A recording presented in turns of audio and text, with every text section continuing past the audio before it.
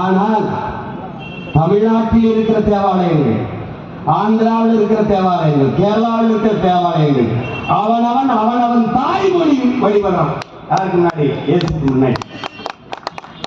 தமிழ்நாட்டிலே அன்பு தம்பி தங்கைகளே, வெகு நாட்களாக பரலோகத்தில் இருக்க எங்கள் பிதாவே என்றுதான் வழிபட்டார்கள்.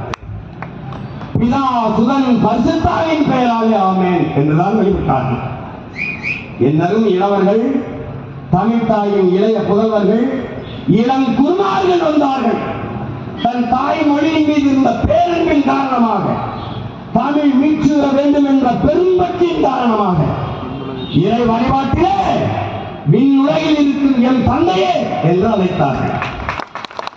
பிதா சுதன் பரிசுத்தாவி என்கிற அந்த சொற்களை, வடமொழி சொற்களை தகர்த்து தந்தை மகன் தூயாவி என்று வழிபடுகிறார். உம்முடைய ராஜ்யம் வருகை என்பதை மாற்றி உம்முடைய அரசு வருகை என்று போற்றினார். இயேசுக்கு புரியுது என்ன தமிழ், புரியாத